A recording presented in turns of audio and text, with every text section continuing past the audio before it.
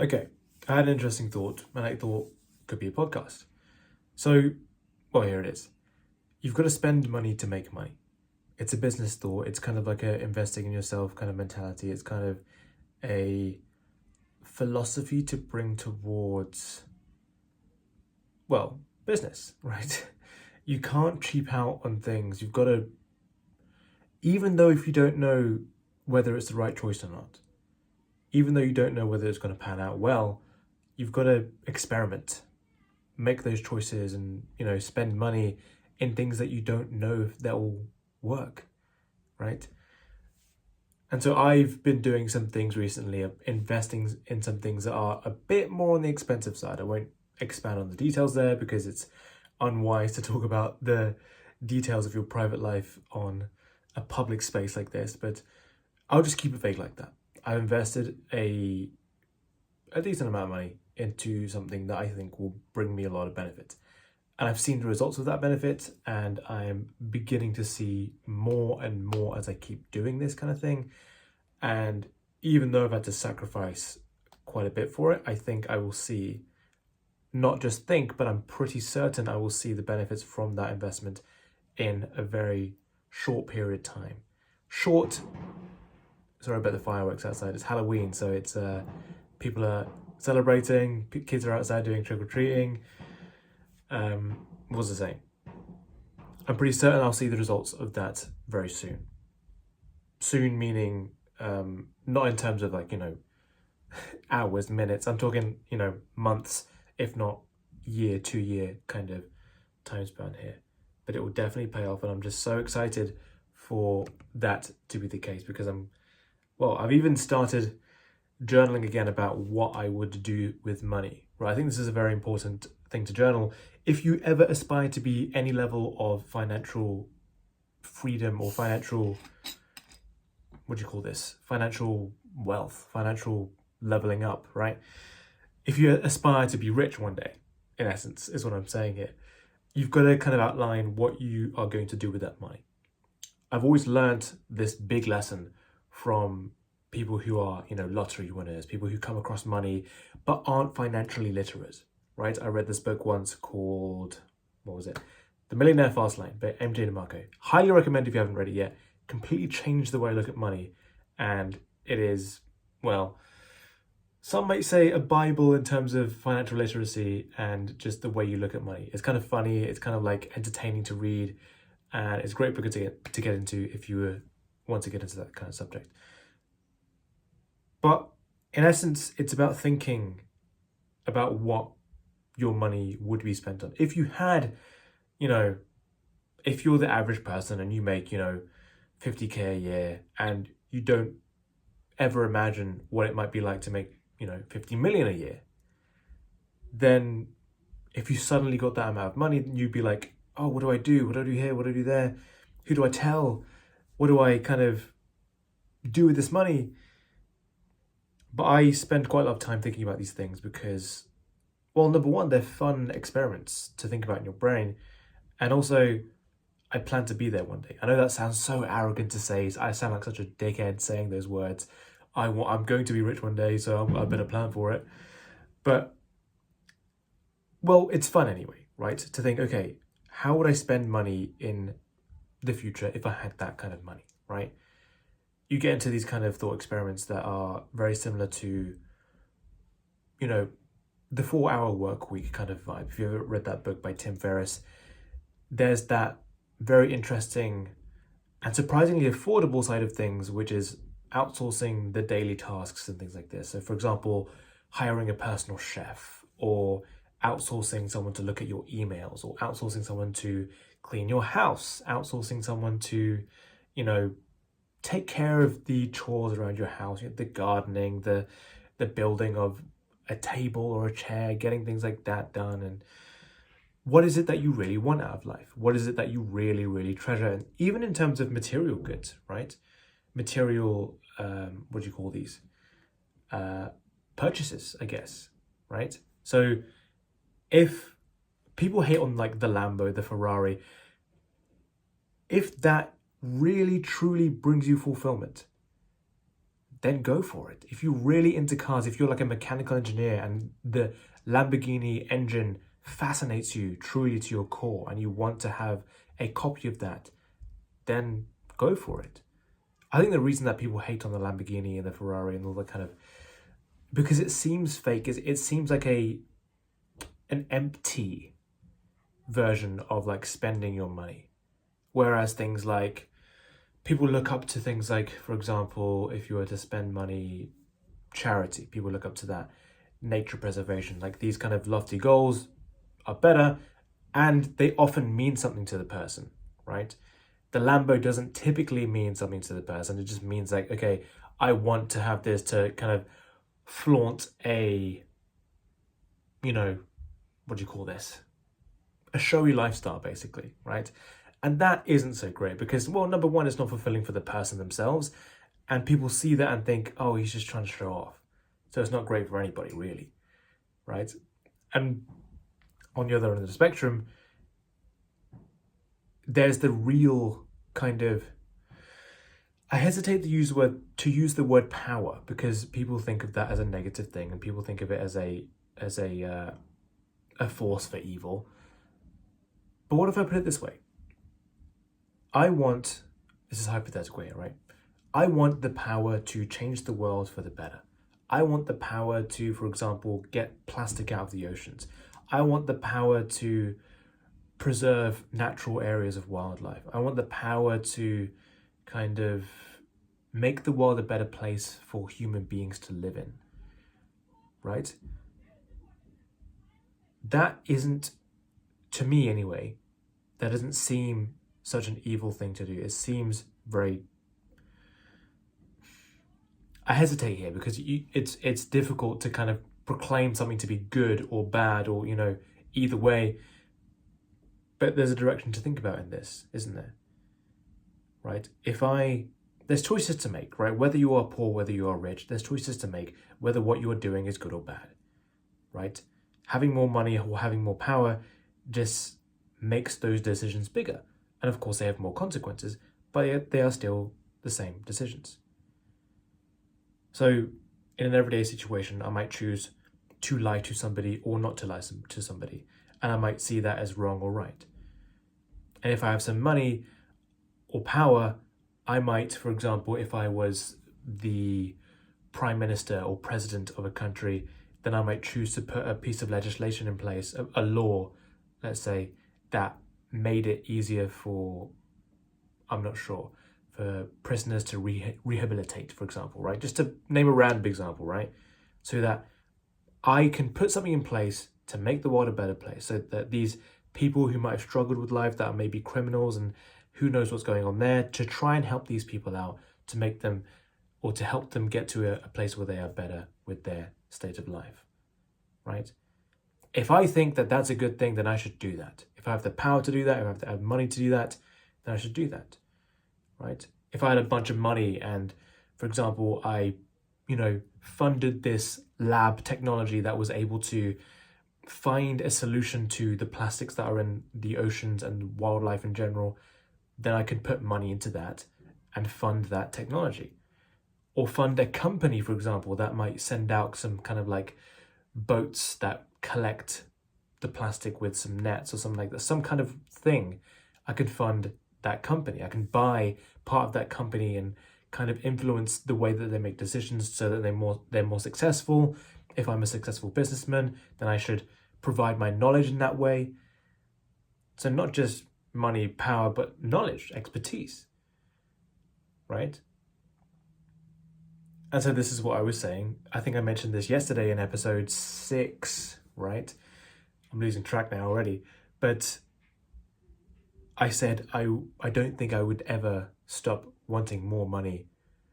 And, well, I mean, I was about to say there, more power as well. But there's some negative connotation to the word power that makes me hesitate to say that, because I know that if I said I'm a power hungry person, people will be like, I don't know about that. You seem like a weird guy to be power hungry.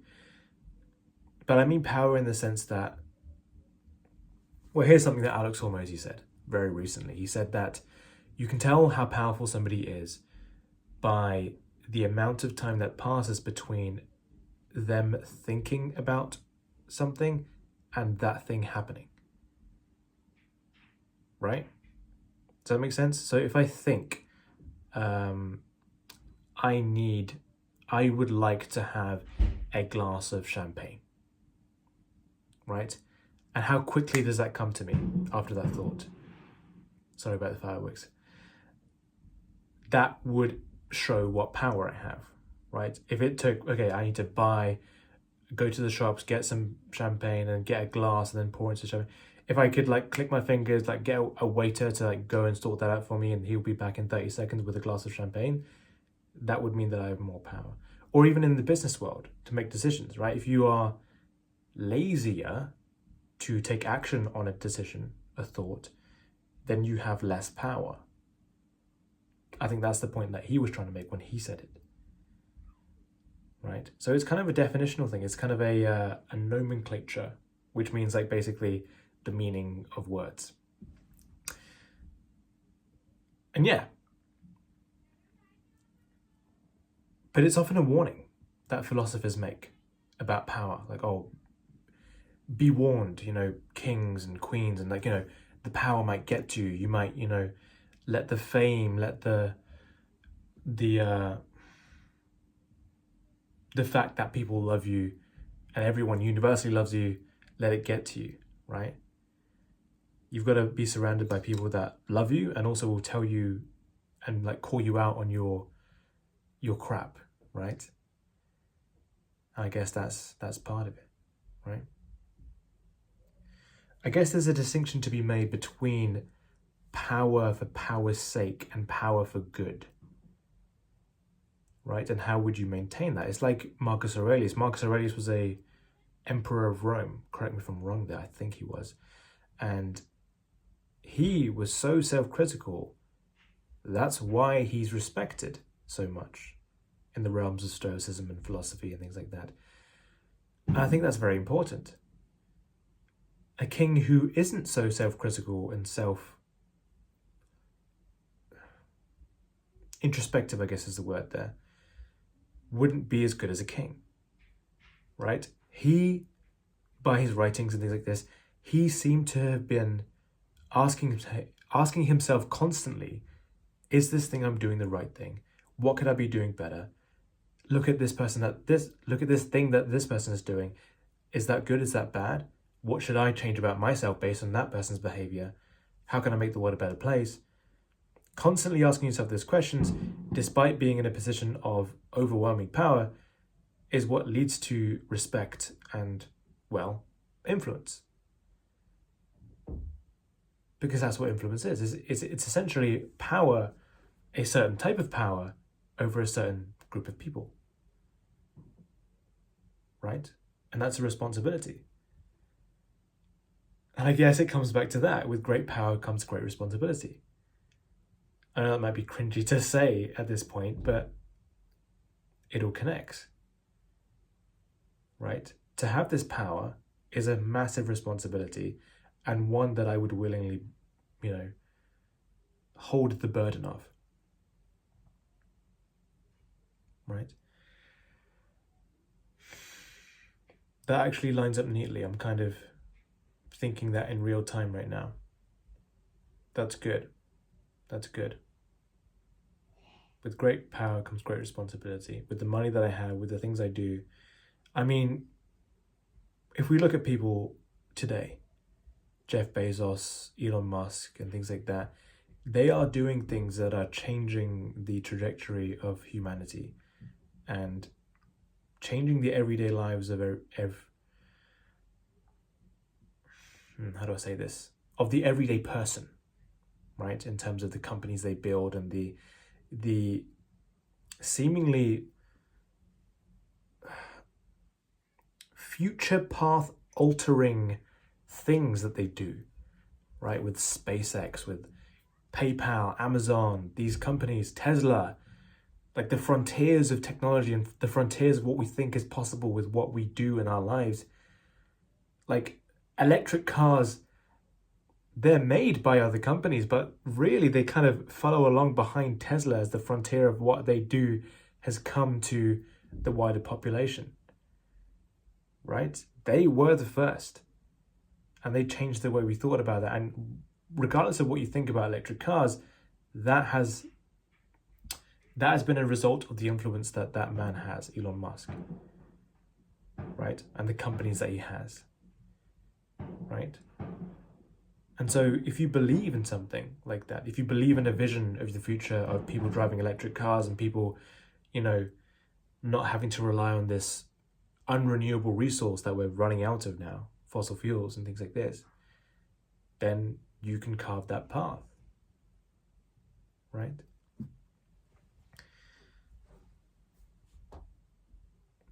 And so it just comes down to what you believe is good for humanity. And you might have to you will have to be self-critical about that. You will have to consult other people and see if you're kind of thinking clearly, and if you're, if you've got your head screwed on straight. That will be part of the process. It's not as if I, as a single-minded individual, will decide what's best for humanity myself, right?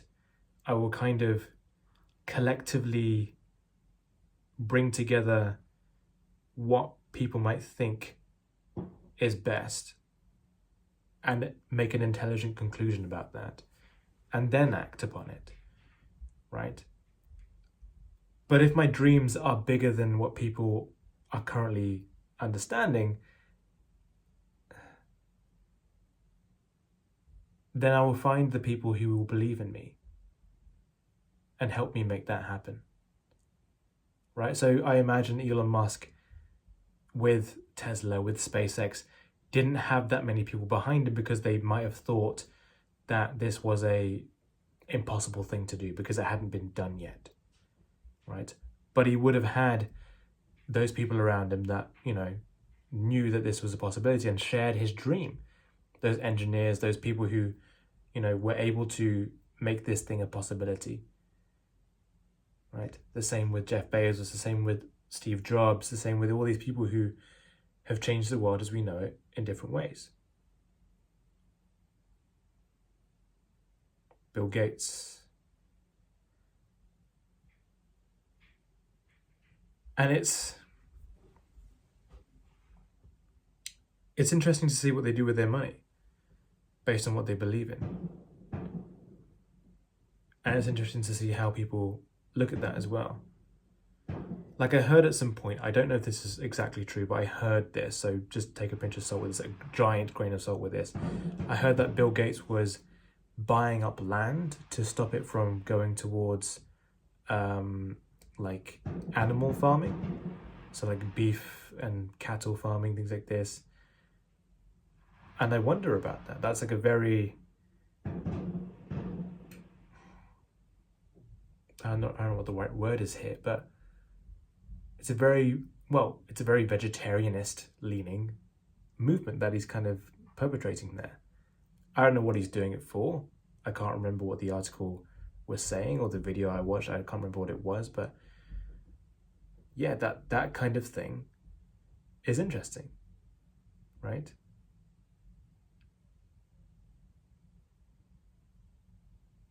And I wonder what the consequences are of that. Because as someone who does eat meat, I'm like, okay, how are we going to solve the issue of,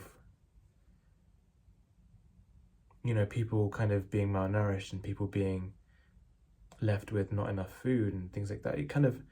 It makes me think in a way like that. I'm not saying that I know what to think about there. I know what the answers are there, but it's like, okay, if someone can do something like that, then where does that leave us? It's an open question. I don't know any of the answers here. I don't know any of the answers. But I'd like to be in a position where I can learn enough about the world and have people around me who know more than me, who can influence me inform me so that I can influence a decision that might make the world a better place, right?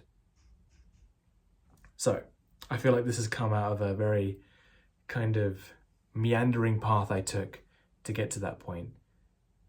But my main kind of strategy for that, I feel like I'm repeating myself a little bit from the previous episode, but making enough money so that I can invest in businesses that I believe in, and perhaps create businesses that I believe in, and also make decisions that might affect the world in better ways for humanity, for nature, for things I believe in, and for the values that I believe in too. Right? As the world changes, as technology improves, as things come along, and we navigate those things, problems, solutions, and a whole mix of events.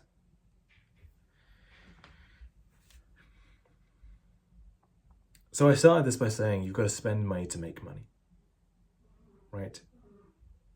So let me get back to that point. This might be a bit of a jump back here. The reason I'm saying that is because,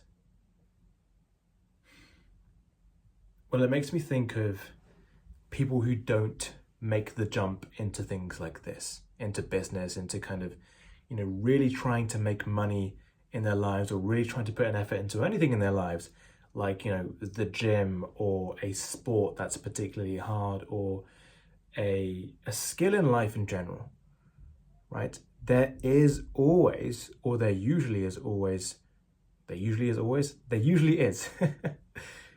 is some kind of cost you've got to put forward without seeing any results for a while, right? If you want to get good in the gym, you've got to spend like a year in the gym before you see like a little bit of results. But you get there in the end and you get the results, right? If you want to start being more social and start to be able to talk to people, not being so shy or awkward, or feeling shy or feeling awkward, then you've got to put in those reps of just talking to people and just being awkward and being like, really uncomfortable with it. Like in the gym, that would be the weakness you feel, right? There's always some level of discomfort. In the gym, it's the weakness. It's in social skills, it's the awkwardness. In business, it's the money you put forward. It's the time you spend learning things. It's the experiences that you go with, right? And I feel like I could have put in this kind of investment earlier, but to be honest with you, it came at the exact right time, I feel like, in my life. And you've got to look at things like that anyway. Like, you can't think, oh, I wish I would have done it last year. But here's my situation, right? I felt like I learned the appropriate lessons in terms of patience, in terms of social skills, in terms of speaking ability, talking to a camera and being articulate in that way, leadership skills.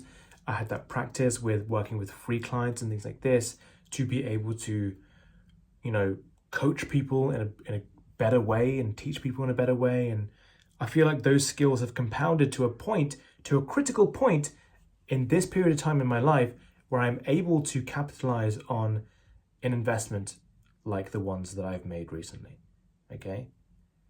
Maybe it would have been better if I made these investments earlier. There's nothing I can do about that. There's nothing that I would benefit from trying to calculate the path I would have taken if some other choice had been made. There's no point in me doing that. I'm only going to look forward. There's no point looking back in things like this, right? So I'm happy I've made that choice now, right? And if I was talking to a younger version of myself, perhaps, in a different scenario, a different universe, a parallel universe, let's say, I would tell him to invest in things, right? Don't be so afraid to spend money on things that you think are worth it for you, and you're relatively certain will give you the result that you want, right? And be smart about it, be wise about it. Don't go for these like scammy things. Like, make sure the person selling the thing is legit. Click on their website, look at the testimonials for the thing, and look at their guarantees, look at like what the structure of their thing is. Like, okay, do I pay, what do I do if I don't get the results? Do I get a refund? Do I get any kind of compensation for my time? Do I get any kind of, like, these kind of things, right? What's your success rate? All these different things. Check those things and then make the investment, right? Have other people done this? Am I being recommended by a friend? Does that friend have the results that he went to look out for?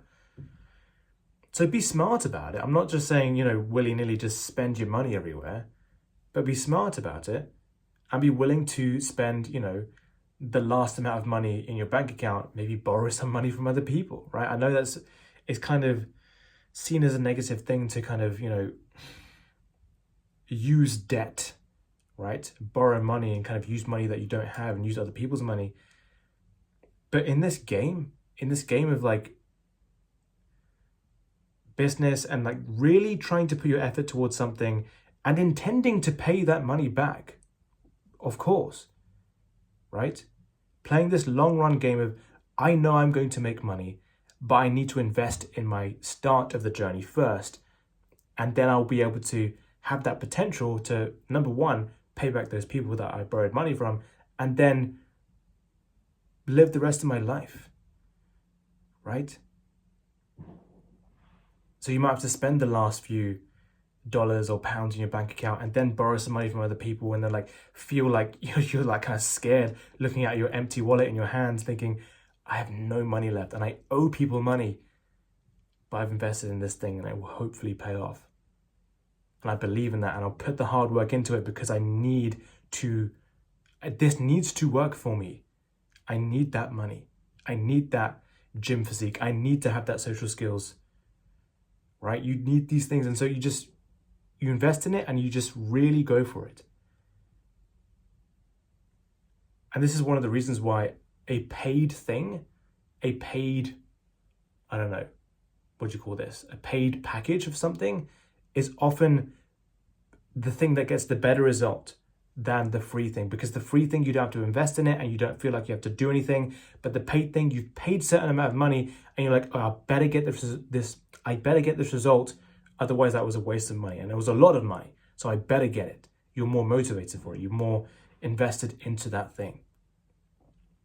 And I reckon over time, as I develop my earning potential, those investments will need to be bigger and bigger and bigger, right? I will feel like a chunk of my soul is being ripped out when I make these payments.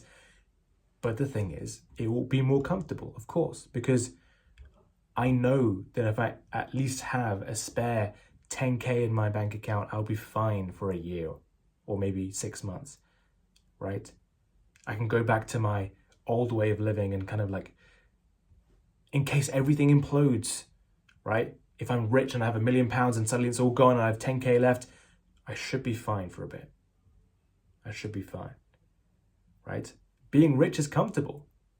Yes.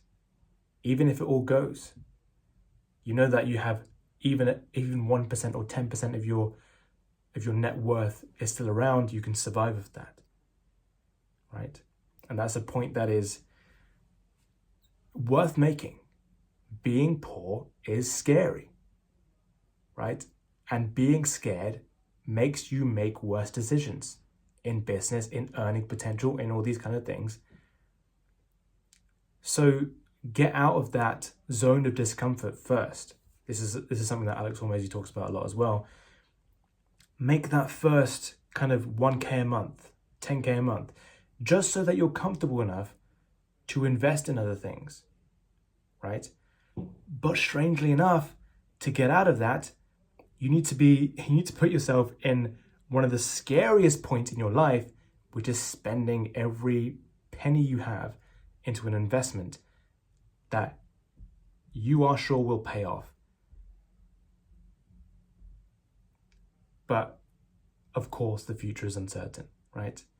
So you've got to work your ass off. You've got to put that hard work in, and you know that you have to, right? And the more you know that you can do that, the better you feel.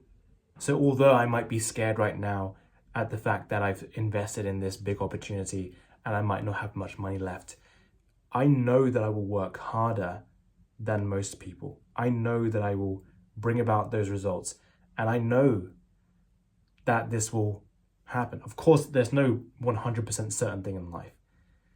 They say the only certain things in life are death and taxes. Of course, yes. Nothing else is certain. But I have 99% certainty that this thing that I'm investing in will pay off, because I know myself and I know that I'll put in the work, right? sometimes it's necessary to light that fire under your ass to keep you going, to keep you on that path and know that you can't stop. You've got to get it. And it's going to be great when you do. So just keep going. You'll get there. And so I'm at a point in my life, a crossroads, where I've chosen the path that is a little bit scary, but the one that results in the highest rewards, right? There's a phrase in business, high risk, high reward, right? The thing that seems the scariest, that seems the risky thing to do, has a high reward, right? So take the risk if you're feeling lucky. And I'm feeling lucky.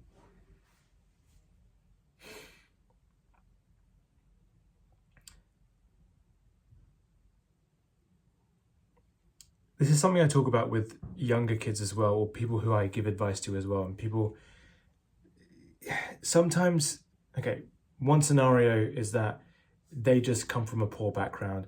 I come from a bit of a poor background. I don't know what to. Here's another thing. People sometimes say, when you say that, when you say, "Oh, I come from a poor background," you're not poor. You live in a first world country. You live in this nice part, this county over here. I'm like, okay, look, I don't care about disputing whether what's poor, what's rich, whatever. I don't really want to get down to the details of that. It's subjective, right? If someone is poor, they are just less willing to spend money in general, right? So I've met so many people like this, so many people who could advance their lives forward, but they just don't want to spend a bit of money to do that. And so they're just stuck at the skill level they're at. And yes, they might slowly improve over time because they're working on it on their own. But if they invested in someone else who knew more than they did, they would make huge jumps. But they're limited by that because of their poor mentality, right? They say broke is a mentality. That's what that means. Broke is an unwillingness to, think of yourself as a rich person or a future rich person who can afford to spend this money here to be rich over here, right? And then the second scenario is when someone's been once bitten, twice shy, right? Someone's been scammed in the past. Someone's been, had the wool pulled over their eyes in the past. And now they're afraid to do it again because they might go through the same situation. I've had sales calls with people like this and clients and other people who I advise in life, and they're just not willing to invest because they were scammed that one time or 2 times or 3 times or whatever it is, right? But you've got to go through those. Some things you invest in will turn out to be duds.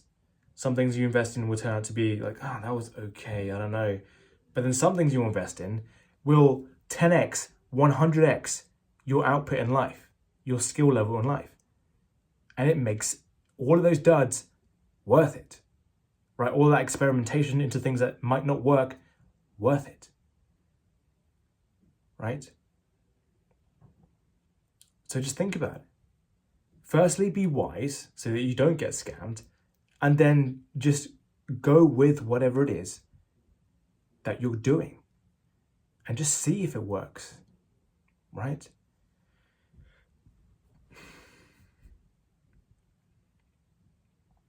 And that's something I want to etch into people's minds. Broke is a mentality, right? It's the fact that you're not willing to spend money that is keeping you poor. You have to spend money to make money, right? Just to bring it full circle, just to make a conclusion on that point. You have to spend money to make money. That is something I've learned over time, and it's taken me time to learn that, okay? So it's not an easy lesson to learn, but it's a lesson I've learned. You've got to spend money to make money. I'll repeat it as long as it takes, as many times as it takes for it to get through your thick skull. But yes, this is the kind of advice I would give a younger version of myself if he was kind of going through the processes that I'm going through now, right? Just do it. If it seems legit, if you're being wise about it, then go for it. Okay. I'm not sure how much of that was an incoherent ramble, I have often had this experience of kind of feeling like I've talked all over the place, but when I watch it back, it's like, okay, that actually makes sense as a through line throughout all of that, and it ties together. So I'm not too worried, and I believe in my speaking ability and my articulation to kind of have that. What are the words here? See, I say that now I'm stumbling. To set in place. There's a word for this. Oh well, maybe I'm tired. Anyway, what was the sign off that I talked about last time? Keep thinking, wasn't it? Well, there you go. We're at 35 minutes now. And I think I've come to a conclusion about those points. Well, the singular point of you've got to spend money to make money. Right? And not just money either. It's efforts and action and kind of proactiveness, but really it's the money, right? Because that's the thing that most people are unwilling to put into it. I'm assuming that you're not a lazy guy. I'm assuming that you would put action into it, right? And if that's taken care of, the only thing that's left is the money. The money pays for knowledge, for skills, for coaching, for kind of, taking you through a process that is way faster than anyone else who's not willing to spend the money, right? And think about that though as well. Because everyone else is not willing to spend money, and you are one of the rare people that are, that makes you stand out way above the average, right? Money buys you time. Money buys you, because you could learn this stuff yourself, but it would take you years and decades. You don't have that time. Life is short. So money buys you time in that it buys you knowledge, it buys you skills, it buys you this. You're investing in you, right? So you kind of like buy this value pack of knowledge and kind of like plug it into you. And now you're more valuable. You buy this skill that someone can teach you and you plug it into yourself. And now you're even more valuable.